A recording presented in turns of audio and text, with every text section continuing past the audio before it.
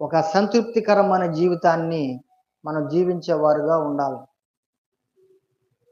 యేసు ప్రభు వారు ఇక్కడ ఒక మాట చెప్పారు మనకి. అది 35వ వచనం చదవండి. అందుకు యేసు వారితో ఇట్లనెను, జీవాహారము నేనే, నా యొద్దకు వచ్చువాడు ఏమాత్రమును ఆకలి కొనడు, నా యందు విశ్వాసముంచువాడు.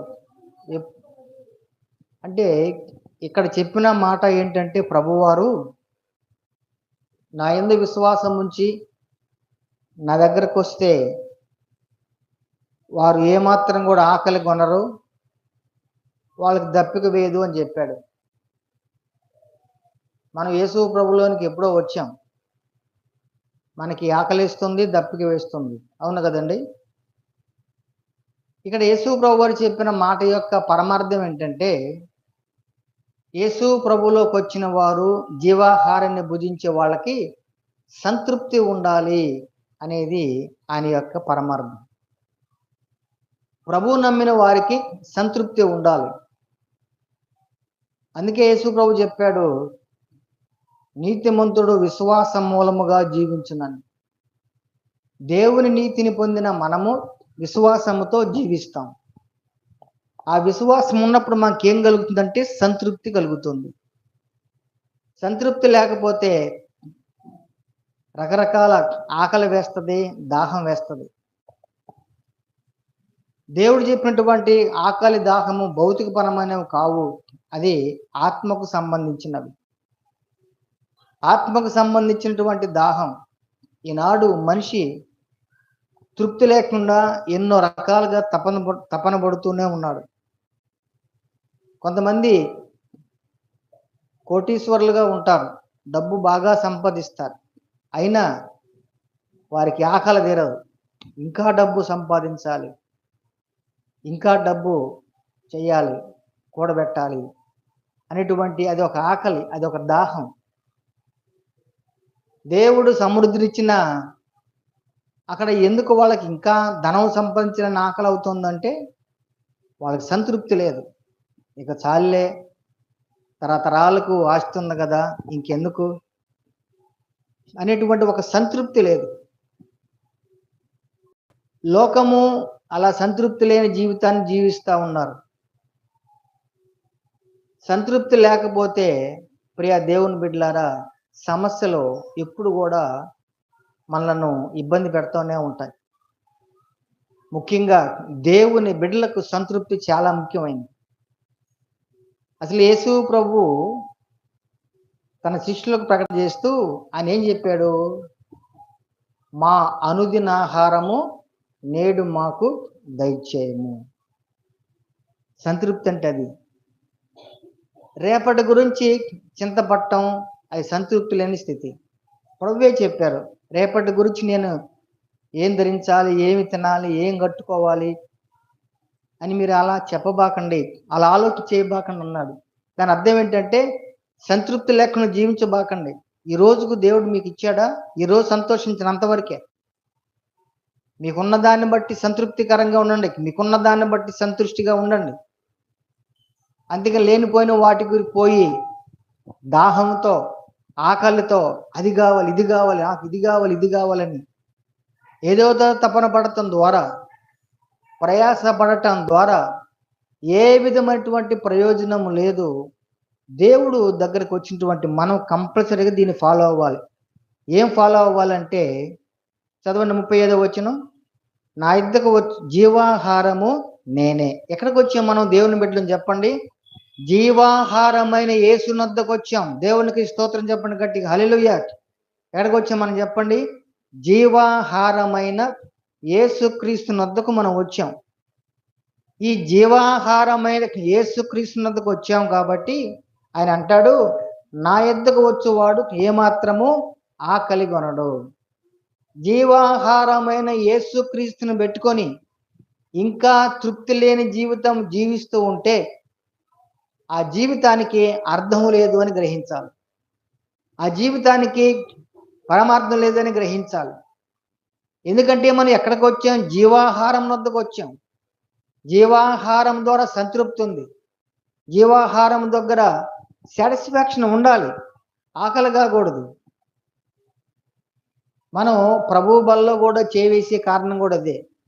ఎందుకంటే ఈ జీవాహారాన్ని తీసుకుంటున్నప్పుడు మనకు సంతృప్తి కలగాలి, సర్దుకుపోయేటువంటి జీవితం కలిగి ఉండాలి.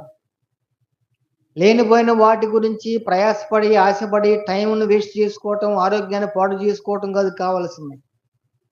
నేను జీవాహారం అన్నాడు యేసయ్య. జీవాహారం దగ్గరకు వస్తే మనకి ఆకలి ఉండకూడదు, దప్పిక ఉండకూడదు. ఇది ప్రభువు చెప్పినటువంటి యొక్క మాట. అంటే రక్షించబడిన వారికి ఆకలి దప్పులు ఉండకూడదు. ప్రభు దగ్గరకు వచ్చిన తర్వాత ఆకలి తీరాలి. యేసు ప్రభువేకి నీ ఆకలి తీర్చేవాడు. యేసు ప్రభువే జీవాహారం, యేసు ప్రభువే జీవజలం. ఆయన జీవజలం దగ్గర నీకు తృప్తి లేకపోతే నువ్వు ఎలా జీవించగలవు? సమరి స్త్రీ కొండ తీసుకున్న మధ్యాహ్నం పూట యేసు ప్రభు దగ్గరకు వచ్చింది. ఆమె ఎందుకు వచ్చింది? మా బావి దగ్గరికి చెప్పండి. బావి దగ్గరికి ఎందుకు వచ్చిందండి? నీళ్ళ కోసం వచ్చింది. కానీ యేసు ప్రభుతో మాట్లాడిన తర్వాత నీళ్ళు తీసుకొని పోయిందా అంటే నీళ్ళు తీసుకొని పోవాలి, కొండ అక్కడే వదిలిపెట్టి వెళ్ళిపోయింది. అంటే ఆమె ఏ దాహం కలిగి ఉంది చెప్పండి? ఆత్మీయ దాహం. యేసు ప్రభు దగ్గరకు వచ్చిన తర్వాత, జీవాహారం అని యేసు పరిచయం అయిన తర్వాత ఆమెలో ఆ దాహం పోయింది. ప్రియ దేవుని బిడ్డలారా, యేసు ప్రభు దగ్గరకు వచ్చిన తర్వాత సమాధానకరమైన జీవితము, సంతృప్తికరమైన జీవితము జీవించాలి.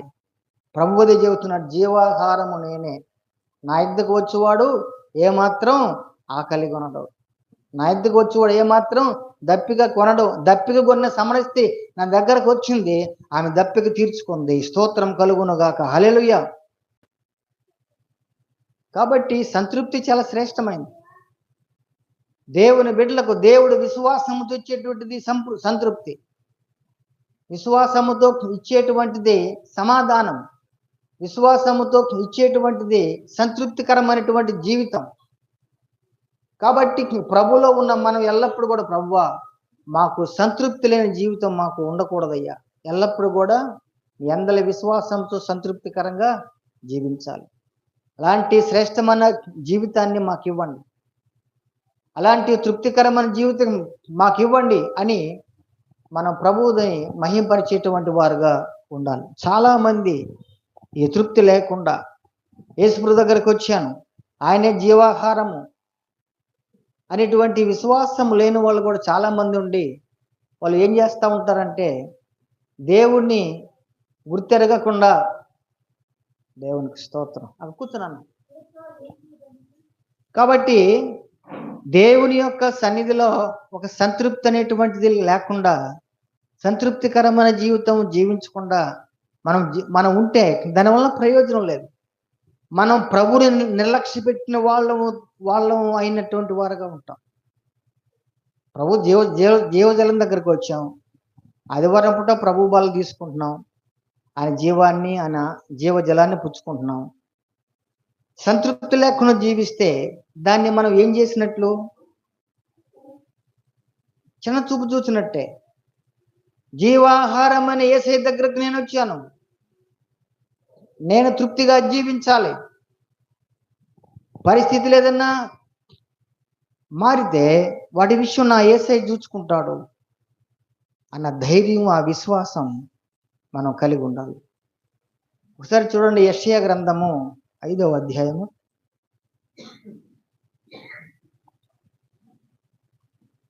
యెషయా గ్రంథము 5వ అధ్యాయము చదవండి, 14వ వచనం.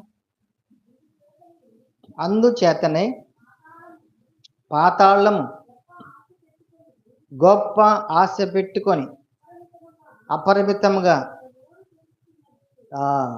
ఇక్కడ ఏనండి, సంతృప్తి లేనిది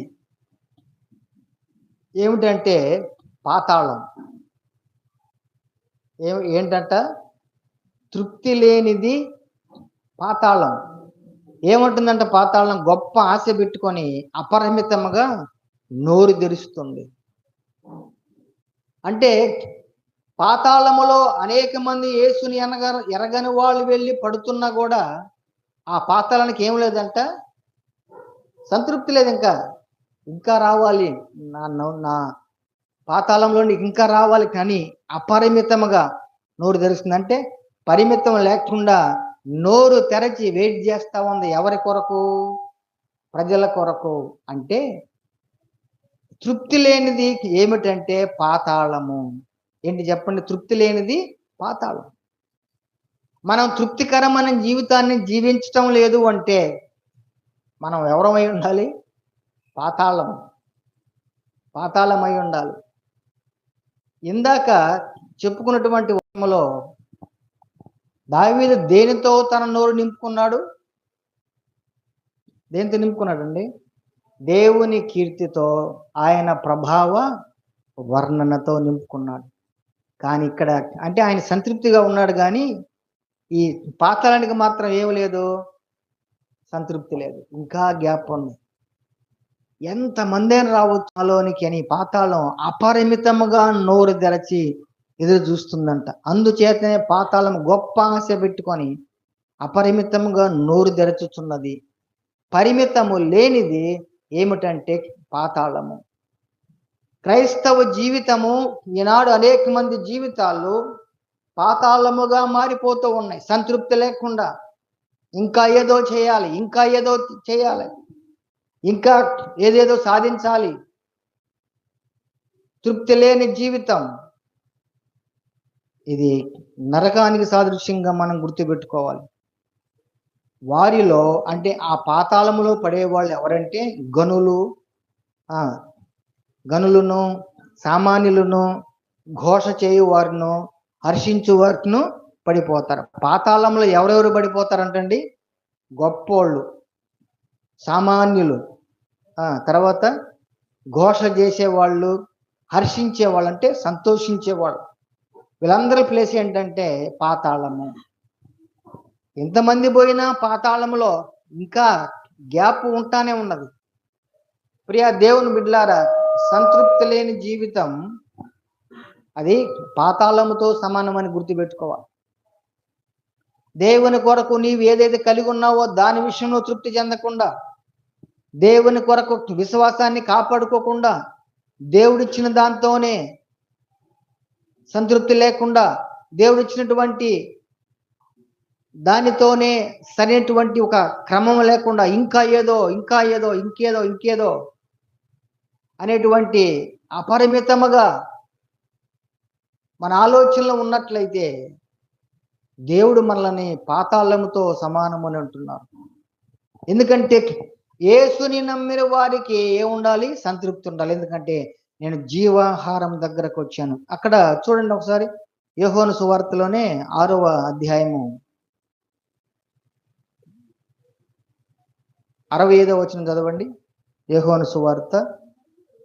మరియు ఆయన తండ్రి చేత వానికి కృప అనుగ్రహింపబడకుంటే ఎవడును నా యొద్దకు రాలేడని ఈ హేతును బట్టి చెప్పి చదవండి. అప్పటి నుండి ఆయన శిష్యులలో అనేకులు చూడండి ఇక్కడ ఏం రాబడిందండి, వెనుక తీసి మరి ఎన్నడూను శిష్యులు చాలా మంది యేసుని వెంబడించారు. యేసు ప్రభువు చెప్పిన ఈ జీవాహారం యొక్క పరిస్థితి అర్థం కాక, వాళ్ళకి యేసు ప్రభు దగ్గర తృప్తి దొరకక వారు ఏమయ్యారంటే అప్పటి నుండి ఆయన శిష్యులలో అనేకులు వెనుక తీసి మరి ఎన్నడూ ఆయనను వెంబడించలేదు. ఎంతో మంది శిష్యులు. ఇక వాళ్ళందరూ పోగా చివరికి ఎంతమంది మిగిలారు? 67వ వచనం చదవండి. కాబట్టి యేసు మీరు కూడా వెళ్ళిపోవాలని ఇక్కడ వినండి, ఇక్కడ ఆగుదాం. వాళ్ళందరూ యేసు ప్రభు దగ్గర వాళ్ళకి లాభం దొరకలా, మేలు దొరకలా, సంతృప్తి దొరకలా. అందుకే ఏం చేశారు వాళ్ళు? ఒక చోట సంతృప్తి లేకపోతే మరొక స్థలానికి, అక్కడ సంతృప్తి లేకపోతే ఇంకొక చోటకు, ఒక ఉద్యోగంలో చేరతారు, అక్కడ సంతృప్తి లేకపోతే జీతం చాలకపోతే మరొక దానికి. మనిషి జీవితానికి ఎప్పుడు కూడా ఒక ముగింపు లేకపోతే ఎంత సంతృప్తి అనేది ఉండదు ఎప్పుడు కూడా. మనిషి జీవితానికి అంతే. ఎప్పుడైనా యేసు ప్రభు దగ్గరికి కూడా వచ్చారు, చాలా మంది శిష్యులు వచ్చారు. వాళ్ళు వచ్చి ఏం చేశారు? అనేకులు వెంబడించారు. కానీ యేసు ప్రభు దగ్గర ఉంటే మనకి జీవం కలుగుతుంది. అసలు ఆయనే మన జీవాహారం అనే విషయం వాళ్ళకి అర్థం కాక అనేక మంది ఆయనను వెంబడించకుండా వెనక్కి వెళ్ళిపోయారు. యేసు ప్రభు దగ్గర వారికి సంతృప్తి దొరకలేదు. అప్పుడు ప్రభు అన్నాడు సీమోనుతో, సీమోను పేతురు, కాబట్టి మీరు కూడా వెళ్ళిపోవాలని ఆశపడుతున్నారని 12 మందిని అడిగితే, సీమోను పేతురు, ప్రభువా, ఎవరి యొద్దకు వెళ్ళుదమో నీవే. ఈ 12 మందికి యేసు ప్రభు దగ్గర ఉన్న నిత్య జీవం ఏందో అర్థమైంది. స్తోత్రం చెప్పండి గట్టిగా, హల్లెలూయా. ఆ 70 మందికి పైగా ఉన్నారు, వాళ్ళకి అర్థం కాల. వాళ్ళకి యేసు ప్రభు దగ్గర ఏం దొరకల? జీవం దొరకల, సంతృప్తి దొరకల. వెంబడిస్తానే ఉన్నారు, కానీ యేసు ప్రభువులో ఉన్న నిజమైన సంతృప్తి, నిజమైన జీవము, నిజమైనటువంటి ఆ యొక్క ఫుల్నెస్, అంటే ఆ యొక్క పరిపూర్ణత ఈ 12 మందికి మాత్రమే అర్థమైంది. హల్లెలూయా. ఇదండి విశ్వాసం అంటే. వాళ్ళు అడిగితే, మేము ఎక్కడికి వెళ్తాం ప్రభువా, నీవే నిత్య జీవ మాటలు గలవాడు. యేసు ప్రభు చెప్పాడు, నేనే నిత్య జీవము, నా ఎందుకు వచ్చిన వాళ్ళకి ఆకలి ఉండదు, నా దగ్గరికి వచ్చిన వాళ్ళకి దాహం లేదు. వాళ్ళకి దాహం చాలకి వెళ్ళిపోయారు ఆ 70 మంది శిష్యులు పైగా. ఇంకా దాహంతో ఇంకా ఆకలి తీరల. యేసు ప్రభు దగ్గరకు వచ్చిన వాళ్ళకి ఆకలి తీరకపోతే, అంటే సంతృప్తికరమైన జీవితం లేకపోతే లోకంలో ఎక్కడ దొరకనే దొరకదు. ఇది బైబిల్ చెప్పే సత్యం, ఇది 100కి 100 నిజం. యేసు ప్రభు చెప్పాడు, ఏమంటాడు? నాకు వేరుగా ఉండి మీరేమీ చేయలేరు. సంతృప్తి నా దగ్గర ఉంది. నా యందలి విశ్వాసముతో నేను ఇచ్చే జీవాహారములోని సంతృప్తి ఉంది మీకు. మీరు ఎక్కడెక్కడో ప్రయాసపడటం వేస్ట్, అది మీ టైం వేస్ట్ అయింది. ఏదేదో కావాలని మీరు ప్రయాసపడాల్సిన పని లేదు. యేసుప్రభు దగ్గరకు వస్తే నీ ఆకలి తీరాలి. యేసుప్రభు దగ్గరకు వస్తే నీ దప్పిక వేయకూడదు. అంటే ఒక జీవితము, నాకు యేసయ్య ఉన్నాడు, అదే చాలు. ఈ జీవితానికి యేసుప్రభు దొరికాడు, అంతే చాలు అనుకున్నారు మన ముందున్న పూర్వ భక్తులందరూ కూడా. యేసుప్రభు శిష్యులు కూడా ఒకసారి అడిగారు డౌట్ వచ్చి, ప్రభువా, మేము అందరినీ విడిచిపెట్టి నిన్ను వెంబడించాం కదా, మరి మాకేమైనా లాభం దొరుకుతుందా అన్నారు శిష్యులు కూడా. వాళ్ళు ఏం చేశారు? అన్నీ వదిలేసి వచ్చారు. ప్రభు వాళ్ళకి చెప్పాల్సింది చెప్పాడు, పరలోకంలో అంతా అసలు మీదే, మీరు తీర్పు తీరుస్తారా పరలోకంలో అన్నాడు యేసు ప్రభు శిష్యుల్ని. ఎంత స్థాయో చూడండి. అంటే వాళ్ళు అన్నీ వదిలేసి వచ్చేసారు. సంతృప్తి ఎక్కడ దొరకల వాళ్ళకి? యేసు ప్రభువులోనే దొరికింది. యేసు ప్రభు దగ్గర దొరకని సంతృప్తికి మనకి ఎక్కడ కూడా దొరకదు. కాబట్టి 6వ అధ్యాయం యోహాను సువార్త 35వ వచనం మనం ఎప్పుడు కూడా కొంచెం మన దృష్టి దాని మీద ఉండాలి. నా యొద్దకు అందుకు యేసు వారితో, జీవాహారము నేనే. జీవము యేసయ్య, ఆహారం ఆయన దగ్గర ఉంది. తృప్తి లేనిది పాతాళము. తృప్తి లేని చోట ఏముంటుందంటే మరణం ఉంటుంది. తృప్తి కలిగిన చోట జీవం ఉంటుంది. ఇదే గుర్తుపెట్టుకోండి. అందరు చెప్పండి, తృప్తి కలిగిన చోట జీవము ఉంది. ఇందాకేం చెప్పుకున్నాం? పాతాళం అపరిమితంగా నోరు తెరిచి ఎదురు చూస్తుంది, నా దగ్గరకు రండి అని. అలానే చూడండి, హబక్కూ గ్రంథం కూడా ఒక మాట. హబక్కూ గ్రంథము 2వ అధ్యాయము 5వ వచనం.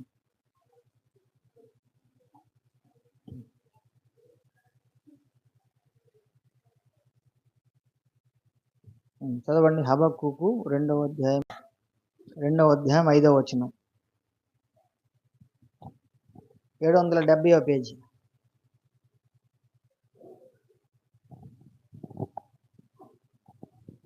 ఏంటండి, ఎవరు తీయలేదా?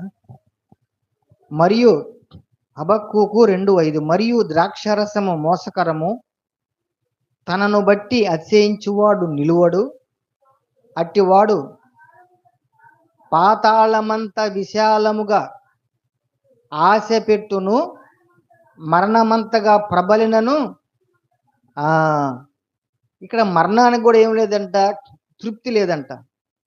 పాతాళానికి తృప్తి లేదు, మరణానికి తృప్తి లేదు. మరణానికి తృప్తి లేదు కాబట్టే ఇన్ని ప్రమాదాలు మనం చూస్తూ ఉన్నాం కదండి. పాతాళానికి మరణానికి రెండు ఒకటే, వాటికి తృప్తి లేదు. జాలి దయ లేకుండా అవి తీసుకెళ్ళిపోతా ఉన్నాయి మనుషుల్ని. అంటే జీవము లేని చోట మరణమే ఉంటుంది.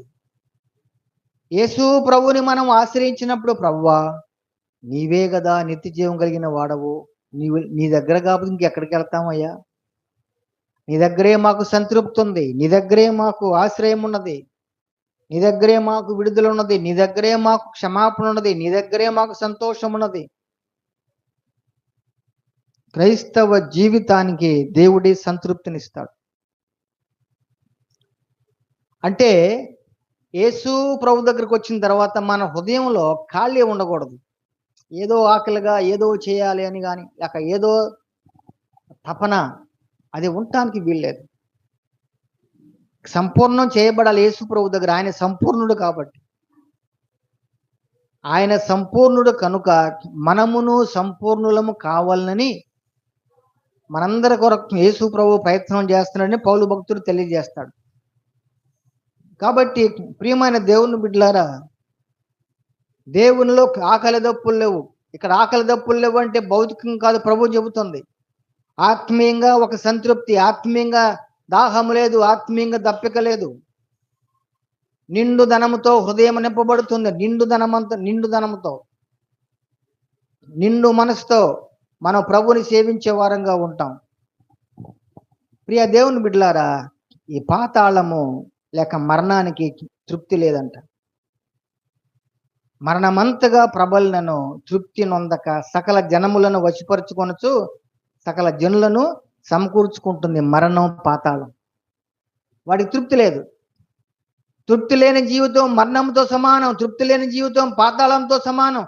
తృప్తి లేని జీవితం దగ్గర జీవం ఉండదు, అది మరణానికి నిదర్శనం. యేసు ప్రభు శిష్యులు చెప్పినట్టుగా మనం కూడా, ప్రభువా నీవే నిత్య జీవ మాటలు గలవాడు అయ్యా, మేము ఎక్కడికి వెళ్తాం ప్రభువా, నీవు దొరకటమే మాకు గొప్ప భాగ్యం అయ్యా. ఆస్తిపాస్తులు లేకపోవచ్చు, డూప్లెక్స్ బంగ్లాలు లేకపోవచ్చు, ఇంకా కోరినంత డబ్బులు లేకపోవచ్చు, కానీ నిన్ను కలిగి ఉండటమే గొప్ప భాగ్యము. నిన్ను కలిగి ఉన్న సంతృప్తి మాకు అదే చాలు మా జీవితానికి. ఇది లేని జీవితము అది పాతాళము. ఇది లేని జీవితం పాతాళము. చూడండి ఒకసారి కీర్తన గ్రంథము 23వ కీర్తన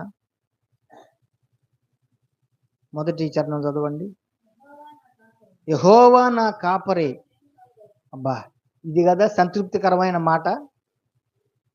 అందరు చెప్పండి మాట, యెహోవా నా కాపరి, నాకు లేమి కలుగదు. This is wonderful satisfaction word. ఇది సంతృప్తికరమైనటువంటి మాట. దావీదు భక్తుడు అద్భుతంగా పలుకుతున్నాడు, యెహోవా నా కాపరి, నాకు లేమి కలగదు. వాస్తవానికి దావీదు, ఒక రాజుకి అన్నీ ఉంటాయి కదండి, ఆయనకి లేమంటూ ఉంటుందా? ఆయనకి ఏమన్నా కొదువులు ఉంటాయా? కొదువులు ఉండవే రాజుకి.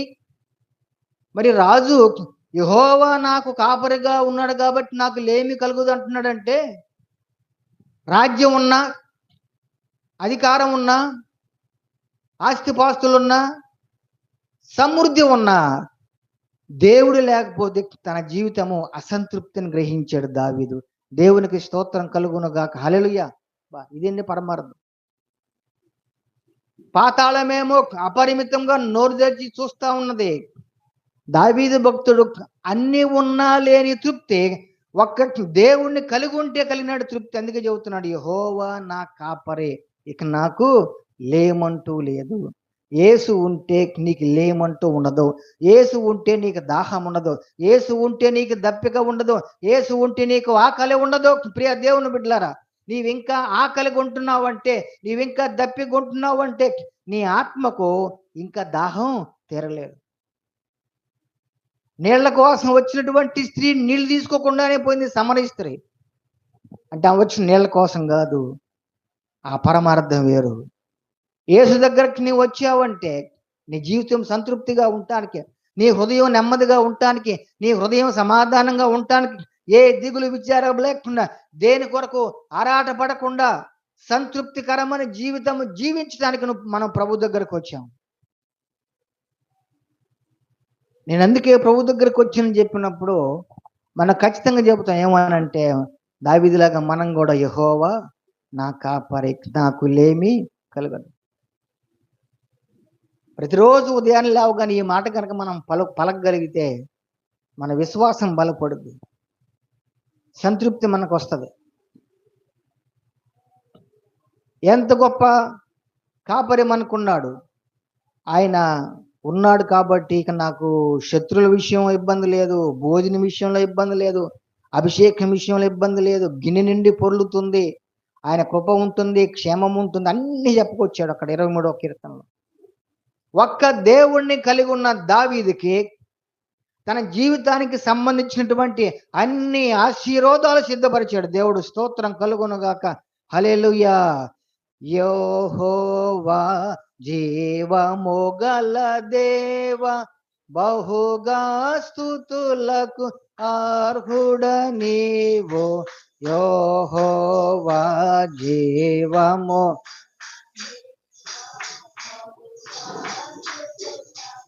అర్హుడ నీవు. అన్యజనులలో ధన్యత చూపుచు, అన్యజనులలో ధన్యత చూపుచు, హల్లెలూయా స్తుతిగానము చేసేద, హల్లెలూయా స్తుతిగానము చేసేద యెహోవా. హల్లెలూయా. ప్రభువు బల దగ్గరకు వచ్చిన మనం, ఆ జీవాహారం చూస్తున్న మనం, దేవా నీ దగ్గరే నాకు సంతృప్తి ఉన్నది, నీవే నా జీవాహారం, ఇది వదిలి నేను ఎక్కడికి వెళ్ళగలను? దేవుని సన్నిధికి దూరమైన మనకు సంతృప్తి ఎక్కడ దొరకదు, గుర్తుపెట్టుకోండి.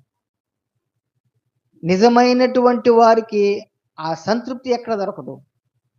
సరైన జ్ఞానము విశ్వాసం లేని వాళ్ళు ఏదైనా సంఘానికి దూరం అయినప్పుడు ఆయా ప్రాంతాలకు వెళ్తారు, కానీ సరైన జ్ఞానము గ్రహింపు ఉన్న వాళ్ళు ఒక స్థలములో దేవుడి సంతృప్తిని పొందిన వాడు మిగతా స్థలాలకు వెళ్ళడానికి ఇష్టపడ్డదన్న ఇబ్బందులు వస్తే మందిరానికి దూరంగా ఉంటారేమో, కానీ వారు వేరే స్థలాలకు వెళ్ళటానికి ఇష్టపడరు.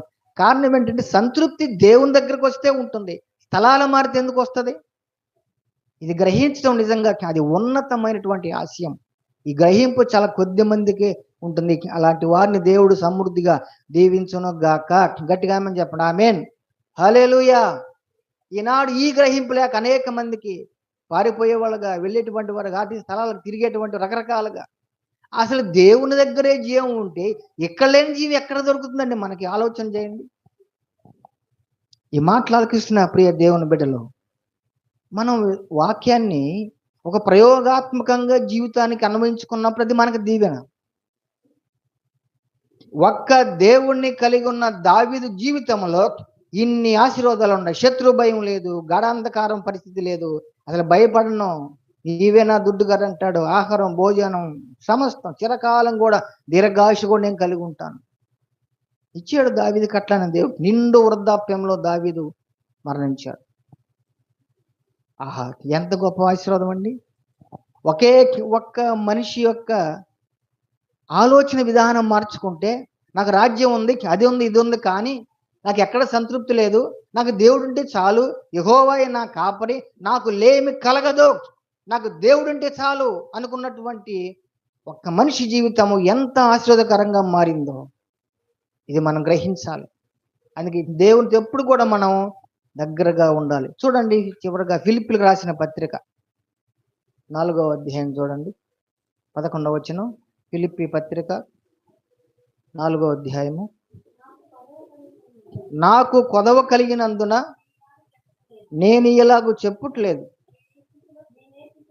నేను ఏ స్థితిలో ఉన్నానో ఆ స్థితిలో అద్భుతమైన మాట. హల్లెలూయా. పాత నిబంధనలో దావీదు భక్తుడు చెప్పినటువంటి అద్భుతమైన మాట ఏంటి? యెహోవా నా కాపరి, నాకు లేమి కలగదు. నాకు దేవుడు ఉంటే ఇంకలేమెందుకు వచ్చింది అన్నాడు. ఇది క్రొత్త నిబంధనలకు వచ్చేవాడికి దావీదుకు బాగా దగ్గరగా ఉన్నటువంటి మరి పౌలు భక్తుడు చెబుతున్న మాట, నాకు కొదువ కలిగినందువల్ల నేను ఇలాగ చెప్పట్లేదు, నేను ఏ స్థితిలో ఉన్నానో ఆ స్థితిలో సంతృప్తి కలిగి నేర్చుకొని ఉన్నాను. అబ్బా, ఇదండి సంతృప్తికరమైన మాట. ప్రభువా, ఈరోజు గంజిచ్చావా, నీకు స్తోత్రం, దీంట్లోనే సంతృప్తి, దీంట్లోనే పోషకాలు చాలా బాగుండి అనుకుంటా తాగేస్తా. అవునా కదండి? ప్రభువా, ఈరోజు కొంత లిమిట్గా ఎంతవరకే ఉందా, నీ స్తోత్రం అయ్యా, నీ సంతృప్తి కలిగి ఉంటా. సంతృప్తి చాలా శ్రేష్టమైంది. దేవుని బిడ్డలు దాని కొరకు ప్రయాసపడాలి, కానీ ఏదేదో దాని కొరకు ఆరాటపడటం, ప్రయాసపడటం, టైం వేస్ట్ చేసుకోవటం, తదనుగుణంగా మనసంతా పాడైపోవటం, దేవునికి దూరం అయిపోవటం, దుష్టత్వంలోనికి అడుగు పెట్టేయటం, ఇది చాలా విచారకరమైన సంగతి. చాలా మంది ప్రభువులో సంతృప్తి దొరకక రక్షించబడిన వాళ్ళే, మంచి విశ్వాసులకి దేవునికి దూరం అవుతున్న సందర్భాలు కొన్ని ఉన్నాయి. ఎందుకంటే సంతృప్తి లేదు. యేసయ్య దగ్గర జీవం ఉన్నది. ప్రభువా, నీ దగ్గర కాబట్టి మాకు ఎక్కడ దొరుకుతుంది జీవం అనుకోలేక చాలా మంది దేవునికి దూరం అయిపోతా ఉన్నారు. పౌలు భక్తులు అంటే, నేను ఏ స్థితిలో ఉన్నా కూడా ఆ స్థితిలోనే సంతృప్తి కలిగి మనం నేర్చుకోవాలంటండి. ఏం చేయాలి? దీన్ని నేర్చుకోవాలి. సంతృప్తిగా ఉండటం అనేది నేర్చుకుంటే వచ్చేది. దేవుడు, ప్రభువా నాకు నేర్పించండి అని మనం ప్రార్థన చేసుకోవాలి. నాకున్న దాంట్లో సంతృప్తిగా ఉండే జీవితం నేర్పించయ్యా, నేను కలిగి ఉన్న దానిని సంతృప్తికరంగా నేర్పించు ప్రభువా. ఆ సర్దుబాటు, ఆ సరి చేసుకునే విధానంలోకి వస్తే దేవుడు నీ తగ్గింపును, నీ సర్దుబడితనాన్ని చూచి అవసరమైతే ఒక సమయం వచ్చినప్పుడు నిన్ను ఉన్నతమైన స్థానానికి తీసుకెళ్తాడు. హల్లెలూయా. అందుకు ఉదాహరణకు బైబిల్లో బోల్డ్ మంది ఉన్నారు.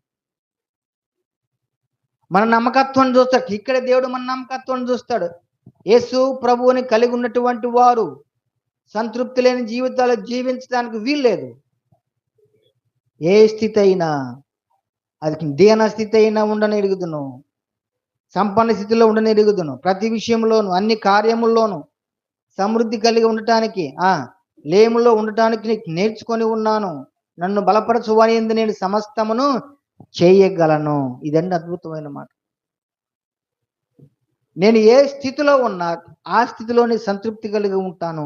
ఎందుకంటే నన్ను బలపరిచేది నా దేవుడే. నా దేవుడు బలపరుస్తాడు. నా దేవుడు సమృద్ధినిస్తాడు. నా దేవుడు ఏ కొదువు లేకుండా చేస్తాడు. అంత మాత్రాన ఏంటండి, మనకు బ్రతికినంత కాలం ఉన్నా లేకపోయినా సమృద్ధిగానే ఉన్నట్టుగా ఫీల్ అయ్యి జీవించాలా సంతృప్తికరంగా అంటే దేవుడు ఎలా కోరుకోవట్లా. ఒకసారి చూడండి, అక్కడే 19వ వచనం చదవండి. కాగా దేవుడు తన ఐశ్వర్యం చొప్పున క్రీస్తు యేసునందు మహిమలో మీ ప్రతి అవసరం తీర్చును. గట్టిగా చప్పట్లు కొట్టండి. హల్లెలూయా. ఫస్ట్ కలిగి ఉండాల్సింది ఏంటంటే, మనము సంతృప్తి కలిగి ఉంటే మన ప్రతి అవసరాన్ని దేవుడు తీరుస్తాడు. మన ఆలోచన ఎట్లా ఉంటుందంటే, దేవుడు అన్ని అవసరాలు తీరిస్తే నేను దేవునికి నమ్మకంగా ఉంటాను అనుకుంటా ఉంటాను. మా పిల్లలు ఎప్పుడన్నా వాళ్ళని సతీష్ కుమార్ వాళ్ళ పిల్లల దూరం ఎట్ట వాడబడుతున్నారు, లేకపోతే సాలెం గారి పిల్లల దూరం ఎట్ట వాడబడుతున్నారు అన్నప్పుడు, అంత స్థాయిలో ఉంటే మేము కూడా వాడబడతాం వాళ్ళు అంటారు, వీళ్ళు అంటారు. వాళ్ళ దాంట్లో కూడా న్యాయం ఉంది. కానీ ఇక్కడ దేవుడు ఏమంటాడంటే, ఎప్పుడైతే మనం సంతృప్తి కలిగి ఉంటామో అప్పుడే దేవుడు అవసరాలు తీరుస్తాడు. హల్లెలూయా. దేవునికి స్తోత్రం కలుగును గాక. సంతృప్తి మనం నేర్చుకుంటే ఆ సంతృప్తి స్థాయికి దేవుడు మనల్ని లేవనెత్తుతాడండి, నమ్మదగిన వాడు. హల్లెలూయా. అది మనం కలిగి ఉండాలి ఎప్పుడు కూడా. మనకి లేనిది రమ్మంటే అసలు రానిరాదు. మా స్థాయి ఎంతండి అసలు, నేను ఏ సతీష్ కుమారో సాలెం గారు వాళ్ళకి ఎలా పోతున్నాం. మా బతుకు ఎట్లా అంటే, మా ఇంటి వెనకాల వీళ్ళు ఉండాలి, రిక్షా దొక్కేవాళ్ళు, ఎవరు బచ్చాలు అంటారు వాళ్ళని, బచ్చానందం నలుగురు ఉంటారు. వాళ్ళ స్థాయి మాది. వాళ్ళన్నా సరే చక్కగా 3 పూటలు తిండి తిని సంతోషంగా ఉంటారు. ఆ లెవెల్ మరి. ఆ లెవెల్ మనం ఆ పెద్ద పెద్ద లెవెల్ ఏం ఊహించుకుంటాం. ఆ ఒక బచ్చాన్న అయితే ఆయన రిక్షా దొక్కుతా, అసలు తొక్కడు ఆయన రిక్షా కూడా, నడిపించుకునే పోతాడు. ఏందన్నా రిక్ష దక్కకుండా పోతా ఉంటే తొక్కి తిరిగిద్ది తమ్ముడు, అంతా ఊగిలాడుతూ ఉంటది. ఎప్పుడో పాతకాల వృక్షాలు. దాంట్లో కూడా వాళ్ళు సంతృప్తికి ఎలా జీవిస్తున్నారు చూడండి. వాళ్ళ ముఖాలు కనబడే ఆనందం అదంతా వేరండి. మన స్థాయి అదండి. మనం అంత పెద్ద స్థాయి మనం ఇంకా పోలా. ఈ స్థాయిలోనే సంతృప్తి కలిగి ఉంటే ఒక టైం వచ్చినప్పుడు దేవుడు నమ్మదగిన వాడు, ఆయన లేవనెత్తి అవసరాలు తీర్చేటువంటి స్థాయికి, ఆయన మహిమైశ్వర్యం చొప్పున ఆయన కొరకు నమ్మకంగా జీవిస్తున్నాం కాబట్టి ఆయన మహిమైశ్వర్యం చొప్పున అవసరాలు మొత్తం తీర్చే దేవుడు. స్తోత్రం కలుగును గాక. ఏ అవసరమైనా సరే ఇది నమ్మగలగాలి మనం. ఇక్కడే మనం నమ్మే కాడే కొంచెం మనం బోల్తా పడతా ఉంటాం. మనల్ని మనం అడ్జస్ట్ కాలేక, ఎందుకంటే మన చుట్టూన్న పరిస్థితులు అలాంటివండి. మనం ఉన్న పరిస్థితులు ఎప్పుడు కూడా బైబిల్ పరిస్థితులు వేరు, చుట్టూ ఉన్న పరిస్థితులు వేరు. బైబిల్ పరిస్థితులకి చుట్టూ ఉన్న పరిస్థితికి అసలు సంబంధమే లేదండి. బైబిల్ పరిస్థితులు పూర్తి వ్యతిరేకమై, మనం లోకాన్ని మన కళ్ళ ముందున్న వాళ్ళతో పోల్చుకోకూడదు. ఎప్పుడు కూడా బైబిల్లో ఉన్న వాళ్ళతో పోల్చుకోవాలి, యేసయ్యతో పోల్చుకోవాలి. యేసయ్యకి ఇల్లు ఉందా, వాకిలు ఉందా? మనకన్నా మంచి మంచి ఇల్లు ఇచ్చాడు దేవుడు. మంచి మంచి బిల్డింగ్లు, మంచి ఏసీలు గీసి చక్కగా దేవుడు దీవించి ఇచ్చాడు. యేసుప్రభుకు ఏం తలవాల్చడం కూడా స్థలం లేదు. తలవాల్చడం కూడా స్థలం లేక కాసేపు పడవల్లో కళ్ళు మూద్దామని చూస్తే అది కూడా బానిగరి శిష్యులు బోధ కూడా మేము నశించిపోతున్నాము, నీకు చింత లేదా లేరని లేపుతారు. మానవ జీవితం అంతే. కానీ ప్రభు అంటాడు, నా దగ్గరికి నువ్వు వచ్చేవంటే నువ్వు సంతృప్తిగా జీవించాలి. జీవాహారము నేనే. ఇక నీకు ఆకలి ఉండకూడదు, నీకు దప్పిక ఉండకూడదు, నీ మనసులో కొరత ఉండకూడదు, నీ హృదయములో ఏదో వెలితి ఉండకూడదు. యేసు ఉన్న చోట సమృద్ధి ఉండాలి, యేసు ఉన్న చోట సంపూర్ణత ఉండాలి. ఇదే ఈరోజు ప్రభు మనతో మాట్లాడుతున్నటువంటి మాట. ఇది మనకి ఎప్పుడు వస్తుందంటే, మనం దేవుడు తన ఐశ్వర్యం చొప్పున యేసుక్రీస్తునందు మహిమలో నా ప్రతి అవసరము ఎప్పుడు తీరుస్తాడని మనం ఎప్పుడు వస్తామంటే, దానికి ముందు కొంచెం ఈ విశ్వాసం ఉండాలి. ఏది, నేను ఏ స్థితిలో ఉన్నా ఆ స్థితిలోనే సంతృప్తి కలిగి నేర్చుకుంటాం ప్రభువా, నేర్చుకోవాలి. యేసు ప్రభు నేర్పిస్తాడు, మనకు రాదు. అడ్జస్ట్ అవ్వడం మనకు అది చేత కాదు. అడ్జస్ట్ అయ్యే పరిస్థితులు మనకు లేవు. ప్రియ దేవుని బిడ్డలారా, నేను మొన్న చెప్పి ఇందాక జ్ఞాపకం చేసే కదా, సరి చేసుకోవటానికి ఇష్టపడని వ్యక్తి సంఘ అభివృద్ధికి ఆటంకంగా ఉండే వ్యక్తి. మొన్న పోస్ట్ పెట్టాను, అది నాకు మధ్యరాత్రులు 2:30 ప్రాంతంలో దేవుడు ఇచ్చాడు ఆలోచన. ఒకరోజు నిద్ర పట్టక ఆలోచన చేస్తా ఉంటే కొన్ని పదాలు దేవుడు ఇచ్చాడు, మాట్లాడాడు ఆ రోజు.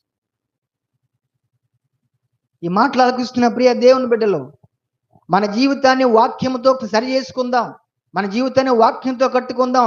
జీవాహారమైన యేసునద్దకు వచ్చినటువంటి మనము ఈ జీవాహారం దగ్గరే తృప్తి పొందాలి. చివరిగా ఆ మాట చెప్పుకొని మళ్ళీ ముగించుకుందాం. మన మూల వాక్యం యోహాను సువార్త 6వ అధ్యాయము 35వ వచనం.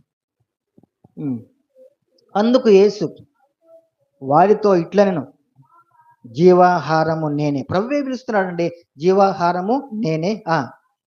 నా యొద్దకు వచ్చేవాడు ఏ మాత్రము, ఇది దాని యొక్క అర్థం, మీరు ఆకలిగా ఉండటానికి వీల్లేదు. ఆకలి లేని స్థలానికే వచ్చాడు. ఈ జీవాహారం తింటే మీకు ఆకలి వేయకూడదు, వెళుతుండకూడదు మనసులో. తర్వాత నా యందు విశ్వాసము చూడు, ఎప్పుడునో దప్పికొనడం. ఎండు లేని స్థితి యేసయ్య దగ్గర మనకున్నది. ఆ సంతృప్తికరంగా మనం జీవించాలి. అదే నిజమైన క్రైస్తవ్యం, అదే నిజమైన భక్తి. దయచేసి అందరూ తల్ల వచ్చి కన్ను మూయండి, ప్రార్థన చేసుకుందాం. కొంత సమయం ప్రభు దగ్గరికి మనం గడుపుదాం. ప్రియ దేవుని బిడ్డలారా, స్తోత్రం స్తోత్రం దేవ, స్తోత్రం నాయన. అందరికి దయచేసి ప్రార్థన చేయండి, అందరు ప్రార్థన చేయండి. ప్రభువు మనతో మాట్లాడిన మాటలను కొంచెం మన జీవితానికి అనుభవించుకొని మనం సరి చేసుకుందాం, మళ్ళీ మనం బలపరుచుకుందాం, నేర్చుకుందాం, సంతృప్తి కలిగి నేర్చుకుందాం. నేను ఏ స్థితిలో ఉన్నా ఆ స్థితిలోనే సంతృప్తి కలిగి నేర్చుకొని ఉన్నాను అన్న పౌలు గారి లాగా మనం కూడా సంతృప్తి కలిగి నేర్చుకున్నట్లుగా ప్రభు సన్నిధిలో ప్రార్థన చేసుకుందాం. స్తోత్రం చేయండి, ప్రార్థన చేయండి దయచేసి. జీవం గల మా ప్రియ పరలోకపు తండ్రి, స్తోత్రం, కృప చూపండి. మీరు మాతో మాట్లాడారు.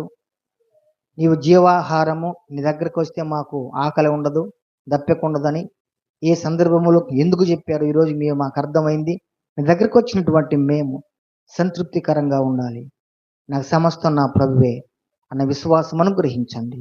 ఆ సంతృప్తిని మమ్మల్ని నేర్చుకొనివ్వండి, కృపలో జ్ఞాపకం చేసుకోండి.